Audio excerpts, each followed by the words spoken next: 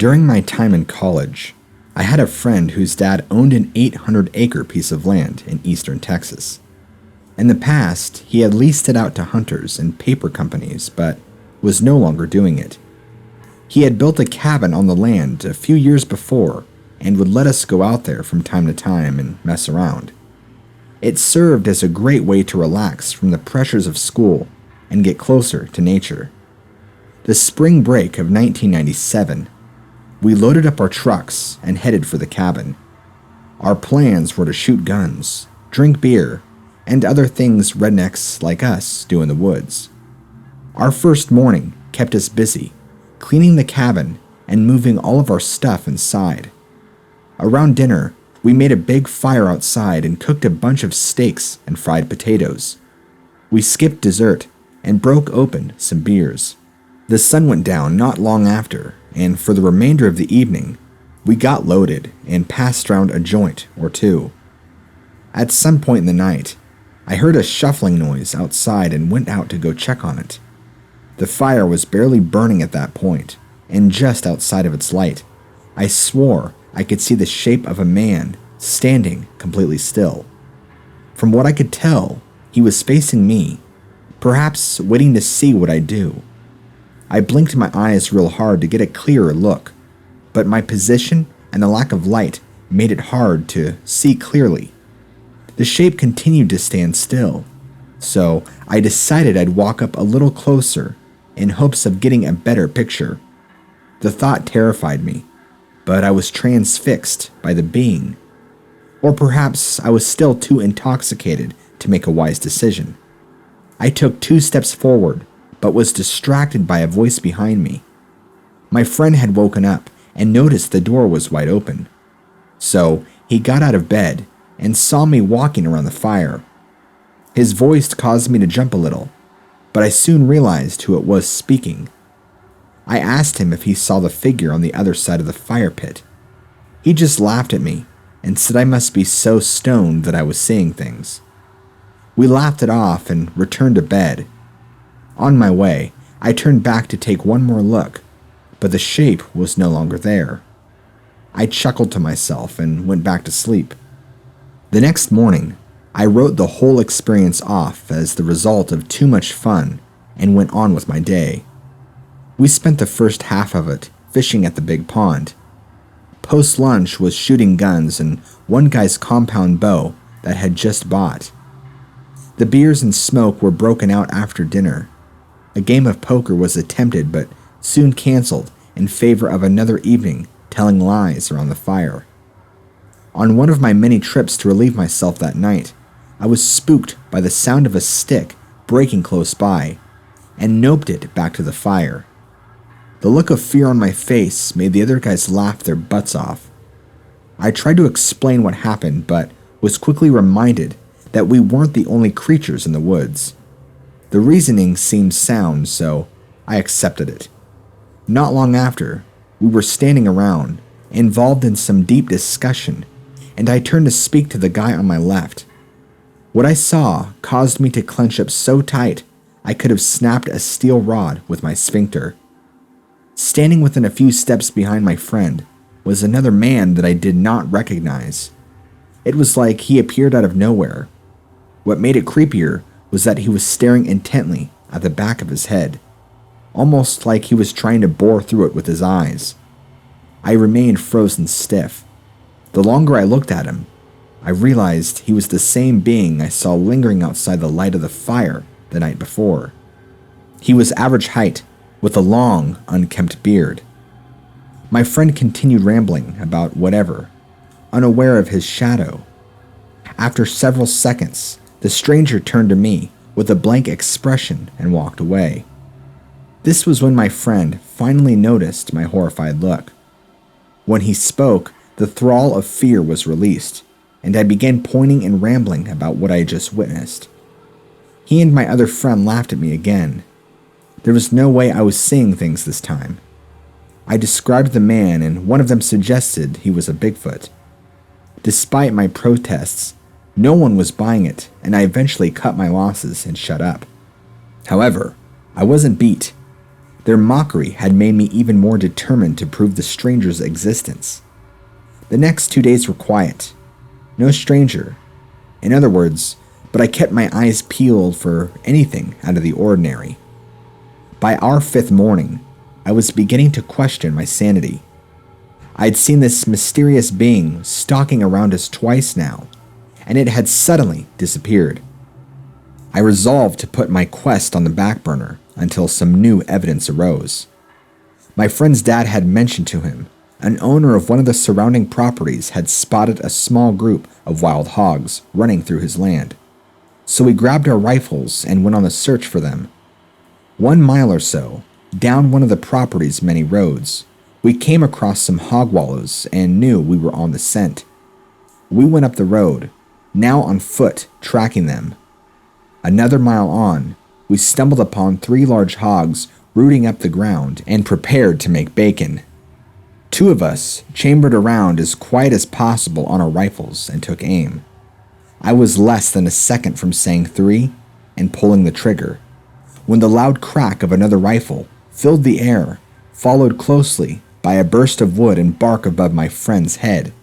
It took a moment for it to register that we were being shot at. A few seconds later, another crack and strike, this time even closer to my friend. We weren't going to wait for a third. The friend who appeared to be the target led us down a side trail that led back to the cabin. No more shots followed as we fled.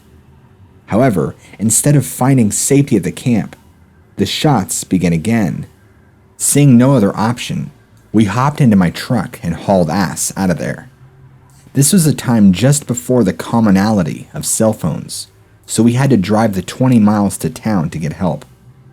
After we explained the situation, we returned to the property a few hours later with some deputies. We approached slowly and remained in the cars when we parked. We waited to see if the shots would start again, but nothing happened. A cursory look around counted 3 holes in the cabin and another 2 in my buddy's windshield.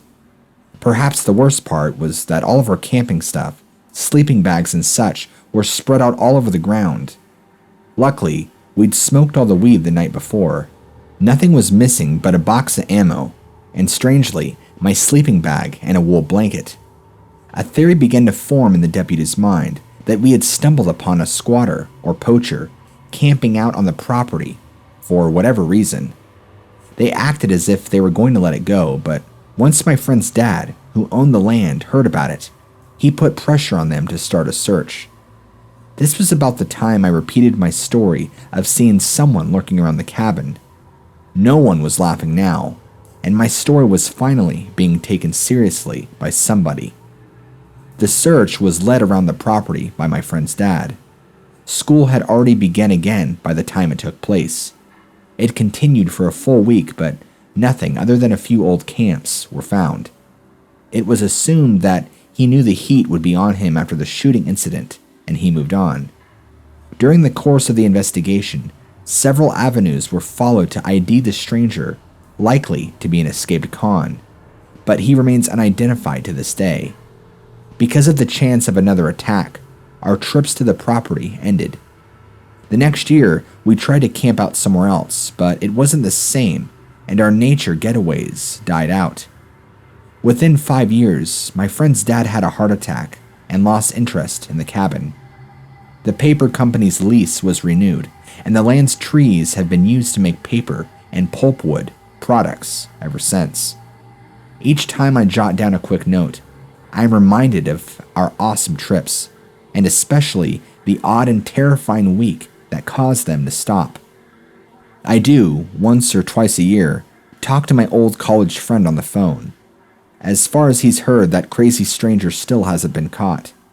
We sometimes theorize as to his origins and where he may have ended up. I, however, often take this much further when I'm alone. I wonder why our so-called stranger seemed to focus so much of his anger onto my friend, and perhaps, far more concerning, is he still out there, waiting for his chance to finish what he began all those years ago?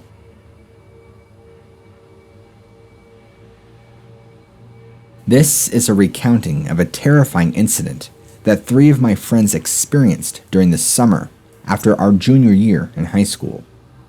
I very nearly became part of the tale myself, but a scheduled shift at the movie theater saved me. They showed up at my house earlier that day, asking if I wanted to go with them into the woods to explore an area we had yet to search. But I had to work later that evening, so had to decline. It's been over 25 years since this occurred. Therefore, not all that happened can be remembered, but I will do my best. Looking back now at that way of life was then, I can positively say things have changed greatly for kids. My neighborhood was its own self-contained city on the edge of city limits. At the end of the 60s, some idealistic developer got the crazy idea to buy up hundreds of rolling acres of prairie and forest land out in the middle of nowhere. He created a little suburb, sprawl, for the coming rise of manufacturing, and the people needed to fill those jobs. The factories did come. Johnson & Johnson, Folgers Coffee, places such as that. But within 30 years, they would begin to leave just as quickly.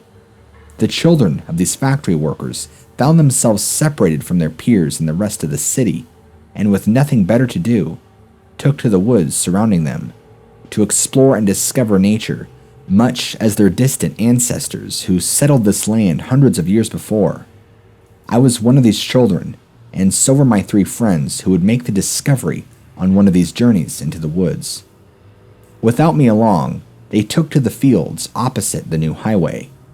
These stretched for miles back then, and during this summer were laying fallow. Our part of Texas rides the line between prairie land and a forest. You may find yourself walking for miles on open land, only to discover acres upon acres of woods being the next field. After walking for miles across nothing, they came upon a forested area most of us had yet to explore. A path led to an abandoned barn. When they turned the corner to look inside of it, they came face to face with the corpse of a hanged man. From what I was told later, not a single one of them believed it to be real. However, as they got closer, there was no longer any doubt. The body was that of a trucker who had parked his 18-wheeler at the nearby truck stop around Christmas. He walked the 3 or so miles into the woods and ended his life. To this day, no one knows if he knew that the barn was there or he just happened upon it. But we do know, on that hot, humid summer day, his bloated body posed a horrific sight to them. Realizing someone was likely missing him, my friends returned to the very same truck stop he had walked away from the year before and called the cops. Of course, I didn't hear all about this until the next day. Even though it did sound like an amazing adventure, I'm thankful I had to sit it out. All 3 of them went on to differing levels of illegal and emotional troubles, including battles with drug addiction. The only one left living, Stephen, has spent several stints in and out of institutions, and the last time we spoke, little of my childhood friend remained. I can't claim that the discovery of the trucker's body was the only reason for their eventual decline, but it most certainly contributed to it. During the early 2000s, when I was attending law school, I worked nights delivering pizza for one of the national chains. I had done something similar when I was younger and attending my local community college. Anytime I found myself sorely in need of quick cash, that was the avenue I would choose. Despite the many stories I have heard questioning the safety of the job, I never had a single run-in with a thief. I'm sure back in the early days, it could be a little dangerous, but by the time I joined the game, companies had learned that implementing practices such as limiting the driver to $20 lowered the chance of holdups drastically. Even though I was never a victim of a robbery, I did have 1 or 2 scary incidents I could write about. The worst of these happened to me back in the 2000s. I was very familiar with the city I was living in at the time. Moving there after junior college and delivering for several places over the last 5 years had made me intimate with almost every nook and cranny of the place. However, one evening, I would be called to an address that I, nor any of the other drivers, even knew existed. When the order came in, I went straight to the map to find the address, but it wasn't there. Not even the GPS on my phone showed it. We didn't have any no delivery areas at the time, so I had to take it, despite my misgivings. Theoretically, the place would have existed if the road continued for 10 more blocks, so I turned onto said road, a block before its ending, and followed it south. Sure enough, a newly paved road began where the old one should have ended. For what seemed like miles, I continued on this new section of road. Nothing stood on either side of it, and I didn't pass another car the whole time. How the state managed to build it without a single report of its creation leaking to the media had me bewildered. The 5 years I'd been driving all over this city, I'd not known this part existed. In one way, I was very excited seeing all of it, like a Victorian explorer tracing the source of the Nile. But at the same time, a deserted road popping up out of nowhere gave me a chill down my spine. It must have been a good 10 minutes before the house in question appeared in the distance. I couldn't understand why someone would build a house out here in the middle of nowhere with no way to reach it. When I got closer, I could see the house had to be at least 50 years old or more, and probably hadn't been repaired since then. No cars were around, and for a moment, I thought the house was abandoned. But I could see the front door wide open, behind the rickety old screen. Everything looked to be above board, so I grabbed the pizza and headed for the door. I knocked on the screen door, but got no answer. I could see what appeared to be a young female walking around the kitchen. When I knocked a second time, I heard a female voice say to come in. Despite my reservations, I stepped just inside the house and waited in the small foyer area. I learned from other drivers early on to not enter an unfamiliar house, but I had yet to see anything to concern me. I assumed the woman would be coming out soon to pay me. Instead, I overheard an unseen man whisper, "Call him into the kitchen." When I heard that, I fled from the place as fast as I could. I was so freaked out, I got back to the restaurant in half the time it took me to get to the house. After I told my boss what had just occurred, he called the police. All the excitement had me rattled, so my boss sent me home for the day. My phone rang a few hours later. It was the police. They'd called to let me know what they had found. Whoever had been there was gone now.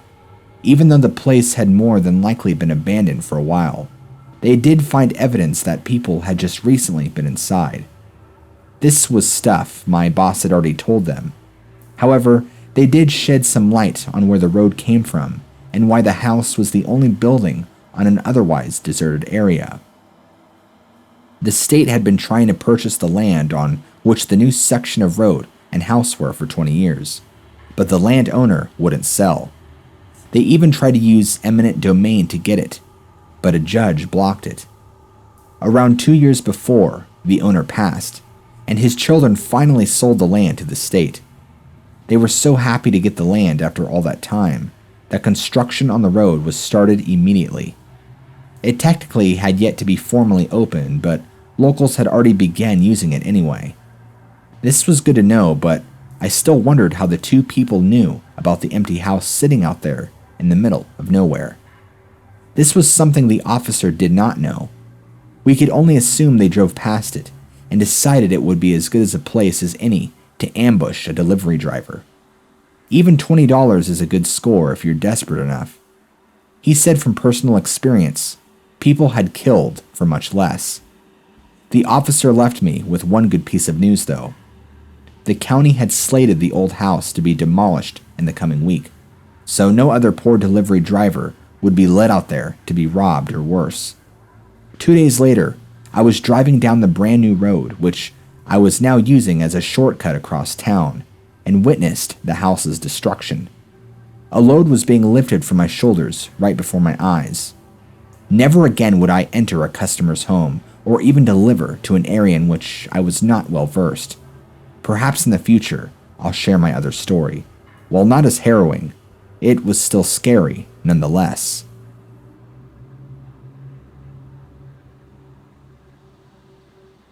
Because my parents had separated before I was born, I spent my time growing up between each of their houses.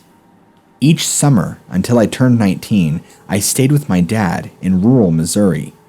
He had grown up in the area himself, and most of his family still lived there.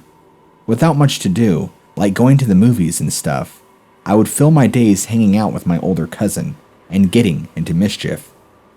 Many of our long summer days were taken in wandering the surrounding woods. On one of these journeys, we came across a big lake, sitting quietly by itself, out in the middle of nowhere.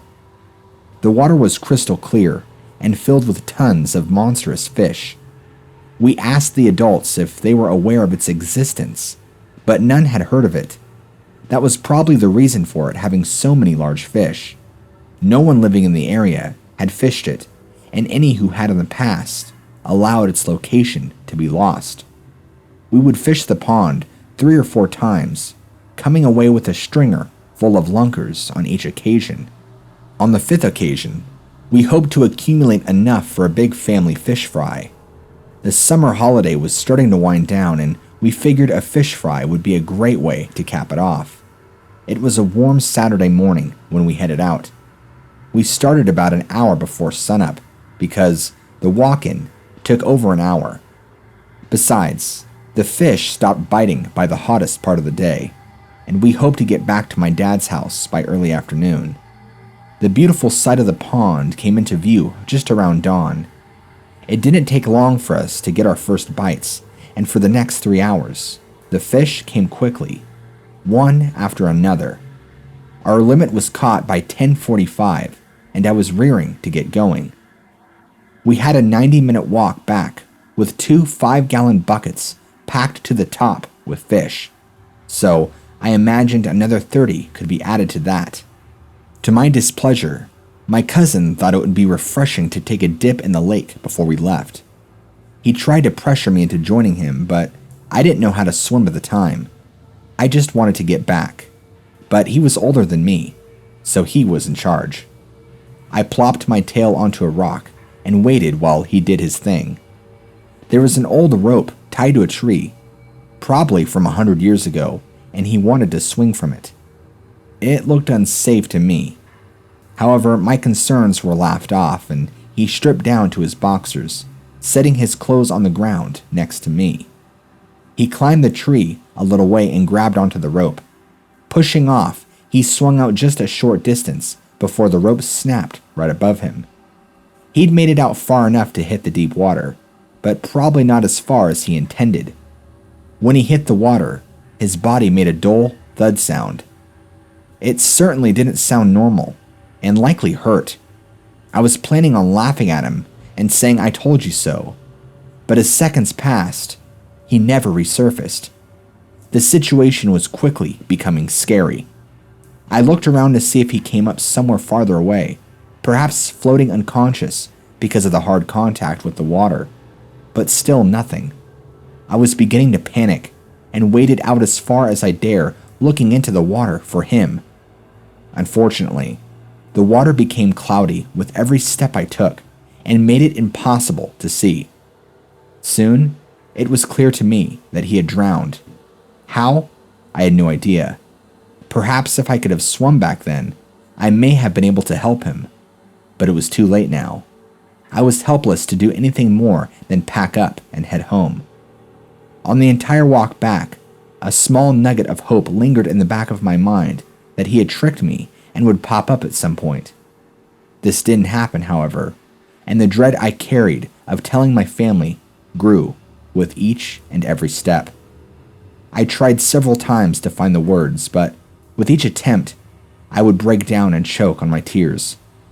Ultimately, I could only manage, "Mark drowned." They got the point after that, and once I was able to pull myself together, I led my dad and uncle back out to the pond. Mark's body was still nowhere to be found. With no other options, we went into the sheriff's office to report the drowning. When I realized where we were headed, I started freaking out. In my young mind, I thought I was going to get in trouble or be blamed for my cousin's death. It took a few moments, but they were able to convince me that I was not in trouble. Even after they had, I couldn't help but feel guilty every time I looked at my uncle. Regardless of what he claimed, I couldn't believe he didn't blame me, even if it was just a small amount. I explained what happened to the sheriff, and the search began the next morning. Just by chance, that was the day I was going back to my mom's. That Monday night, my mom sat me down to tell me that a team of divers had found Mark's body earlier that day. When they discovered him, one of his feet were hung up on a sunken log, so they assumed that was why he never surfaced. I wish I could say this made me feel better, but it did not. It did, however, serve as a catalyst to learn how to swim. The guilt of not being able to help my cousin stayed with me for most of my life, and I never wanted to be in a position of not being able to help another person, ever again. So, in a twisted kind of way, his death had a positive impact on my life. However, if I had the choice, I prefer he still be with us.